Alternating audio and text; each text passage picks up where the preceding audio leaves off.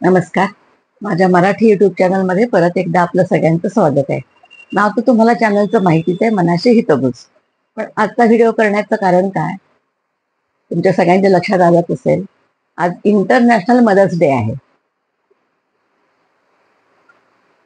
मंडळी, आपल्या मातृभूमीचं आणि आपल्या आईचं महत्व आपल्या सगळ्यांनाच माहिती आहे. त्यासाठी इंटरनॅशनल मदर्स डे मनवायचं काही विशेष औचित्य साधायला पाहिजे असं मला वाटत नाही. तो भाग वेगळा आहे. ती हिस्ट्री मी तुम्हाला वेगळी नंतर सांगेल गोष्ट. पण आज मी परत व्हिडिओ करायला प्रवृत्त झाले की जननी जन्मभूमीश्च स्वर्गादपि गरीयसी असं म्हटलंय. म्हणजे आईचं महत्व किती आपल्याला वाटतं हे आपण संस्कृत श्लोकामध्ये रामानीच सांगितलंय ते, की जननी आणि आपली मातृभूमी जी जन्म आपल्याला देते ती आपल्याला स्वर्गापेक्षाही सुंदर वाटते. त्याच्या पुढे आपल्याला काहीही कशाचंही महत्व वाटत नाही. साने गुरुजींनी पण त्यांच्या आई गेल्यानंतर अगदी कळवळीने म्हटलं होतं, आई कुणा म्हणून आई कुणाचा हाक मारू, असं अगदी कळवळून म्हटलं होतं. त्याला गाण्याचं रूप आशाताईंनी दिलं आणि अक्षरशः अजूनही डोळ्यात पाणी येतं आपल्याला.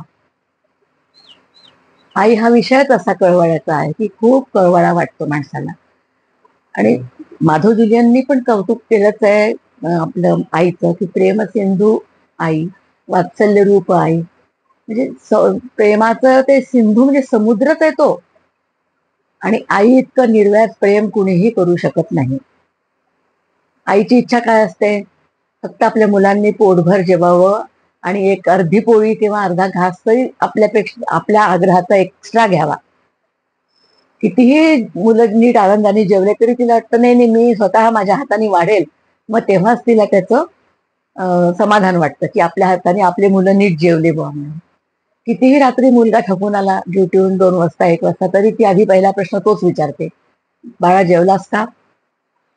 तो चूप बसला तर तिला ओळखू येतं की नाही हा जेवला नाहीये. ती पटकन उठते आणि 2-3 पोळ्यांची कणी भिजून पोळ्या करून त्याला वाढते. आईला कुठल्याही गोष्टीची अपेक्षा नसते. कुठल्याही गोष्टीकडे ती निर्व्याज प्रेमाने पाहत असते. आपलं मुलं, आपला संसार हेच तिने केलेलं असतं. आणि जसं म्हणतातच की बा देवाला इतकं सगळं सांभाळणं कठीण झालं होतं, म्हणून त्यांनी आईची निर्मिती केली की अर्ध काम आई करून घेईल.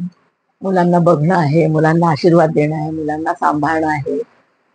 स्त्रीमध्ये इतकं सामर्थ्य असतं की ती सगळ्या गोष्टींना तोंड देते.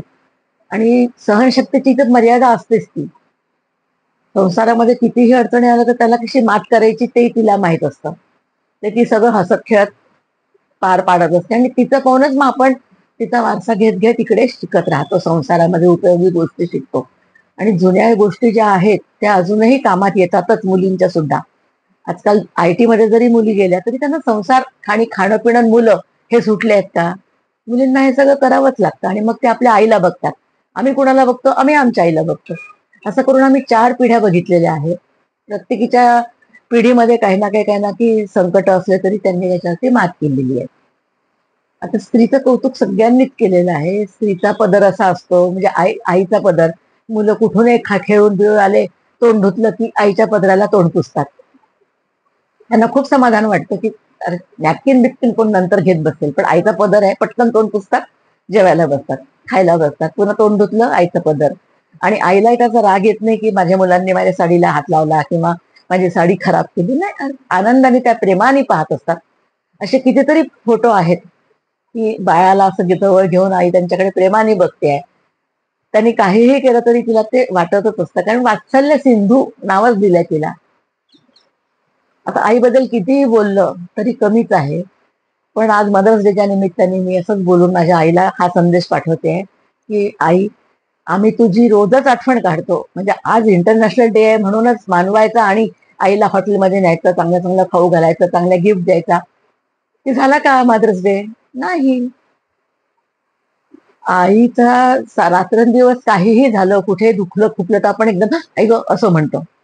ते कसं? आधी आपल्याला आईच आठवते. प्रत्येक गोष्टीत आई आठवते. आई हे असं झालं. आई आता मी काय करू? आई हे वस्तू बिघडली. आता ह्याला कसं करू? हे गुलाबजामचा खवा इतका आहे. मग हा याचं काय काय करू? किती दिवस राहील? हे सगळे छोटे छोटे प्रश्न असतात. आणि हे तुम्हाला गुगलवर मिळतीलच असं नाही. आई हे एक सगळ्यात मोठं गुगल आहे असं मला वाटतं, कारण तिच्याजवळ अनुभवाचा खूप मोठा साठा आहे आणि तो साठा निरंतर वाढत जातो. कारण काय असतं, त्यांच्यामध्ये एक कौशल्य असतं की ते नीट ऑब्झर्व करत असतात सगळ्यांना. कोणी काय केलं, कोणी कसं केलं, नवीन पदार्थ केले तर त्यात काय घातलंय, सगळं त्यांना माहित असतं. आजकालचा इनो वगैरे तर आत्ता आला हो, पण ढोकळे वगैरे काय जुन्या बायका करत नव्हत्या का? करायच्या. चुलीवरती सगळं कढई पढई परात ठेवून बिस्किटं करायच्या, नानकटाई करायच्या, सगळं करायच्या. आणि त्याला ते चुलीची ऍडजस्टमेंट पण होती. इतकं कौशल्य स्त्रीमध्ये असताना आंतरराष्ट्रीय महिला दिन तो भाग वेगळा, मी तुम्हाला उद्या सांगेल त्याचं. एवढं बोलून मी माझा आजचा भाग संपवते. नमस्कार. कारण आईचं कौतुक कितीही करू कमीच आहे. खूप बोलायचं आहे मला, पण आता हा विषय मी इथे थांबवते आणि उद्या परत हा व्हिडिओ असाच आपण चालू ठेवू आईबद्दल. धन्यवाद. आवडलं असेल तर लाईक करा, सबस्क्राईब करायला विसरू नका. नमस्कार.